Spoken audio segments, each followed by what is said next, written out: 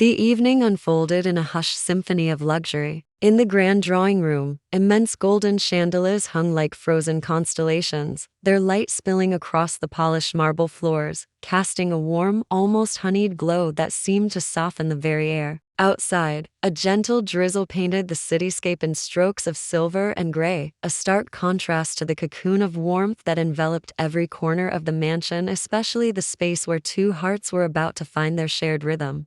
Ava stood near the tall, elegant French windows, her reflection a ghostly twin superimposed over the glittering night. The city lights flickered like a swarm of distant fireflies, but her attention wasn't on the view. It was captured by the soft, classical music that filled the room, a melody that seemed to speak of longing and quiet hope. She had told herself she was here for the charity gala, a noble and convenient excuse. But deep down, in the most honest part of her soul, she knew the real reason she had come to this opulent mansion tonight. The reason was Elise. Elise moved through the gathering with an effortless, liquid grace, her dark satin gown whispering against the floor with every step she took. As the hostess, she was the epitome of elegance and composure, a radiant figure beneath the chandelier's adoring light. Yet, the moment her eyes met Ava's across the crowded room, her perfect poise faltered for a fraction of a second.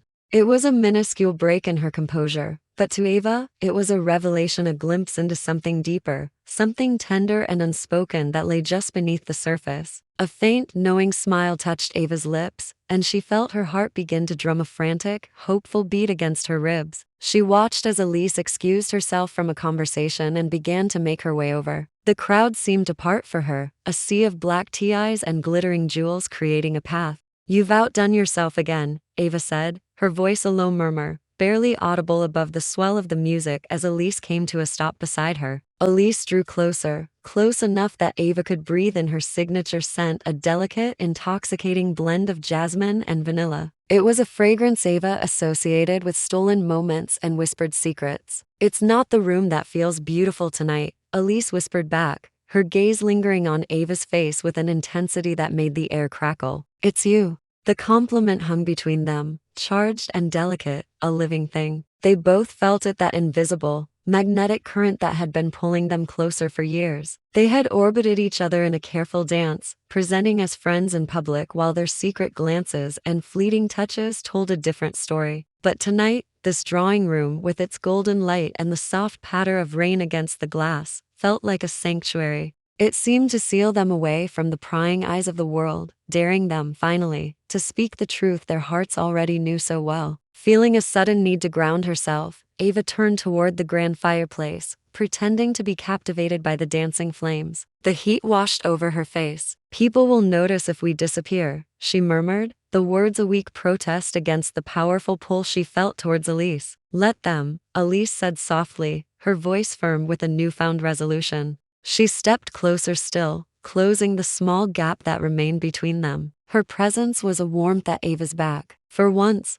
let's stop hiding." The firelight flickered across their faces, dancing in their eyes, illuminating the years of unspoken feelings. Ava felt the immense weight of the moment pressing gently against her, a culmination of every shared laugh, every near touch, every word they had swallowed down. It was all here, in this room, waiting to be acknowledged. She turned to face Elise, and for the first time in a long time, she didn't look away. She held her gaze, letting Elise see the vulnerability and the longing she had kept hidden for so long. Slowly, Elise reached out, her fingers gently brushing against Ava's cheek. The touch was electric, sending a shiver through Ava's entire body. "You make every room feel alive," Elise whispered, her voice thick with emotion. Ava's breath hitched in her throat. "And you," she managed to reply, her own voice trembling slightly, "you make me feel seen." And then, their lips met. It was a gentle, hesitant kiss, a question and an answer all at once. It tasted of longing, of relief, of years of quiet patience finally rewarded. The world outside the drawing room, the music, the laughter, the city itself blurred and faded into an indistinct hum.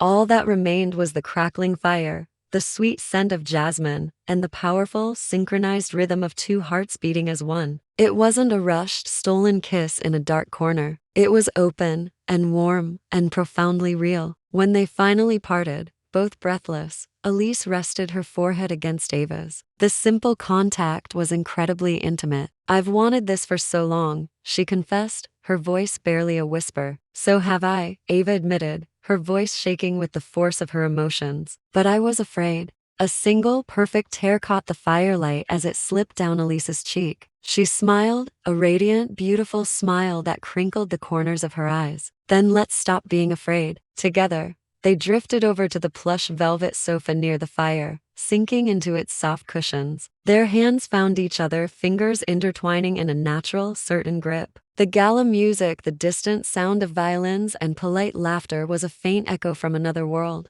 Here, inside the warm cocoon of the drawing room, time seemed to pause, granting them this perfect, suspended moment. They spoke in whispers, their voices low and intimate, tracing the map of their shared history with their words and their fingertips. They talked about the near misses, the moments they almost confessed, the fears that had held them back. Every look that passed between them was laden with the promise of something new, something true and lasting. It was as if they were rediscovering each other, seeing the person they'd known for years in a completely new light. As the fire crackled and spat, casting dancing shadows on the walls, Elise tenderly brushed a stray lock of dark hair from Ava's face. A playful glint entered her eyes. "You know," she said, her tone teasing, "I didn't invite you here for the charity." Ava let out a soft, genuine laugh, a sound full of joy and relief. Her heart felt so full it might burst. "Good," she replied, her smile mirroring Elise's. "Because I didn't come for that either." It felt as though the room itself glowed brighter in that moment, or perhaps the light was just emanating from them to souls, finally finding their home in each other, unafraid to be seen. The warmth in the room wasn't just from the fire anymore. Love had warmed the grand drawing room, but more importantly, it had warmed the space between them,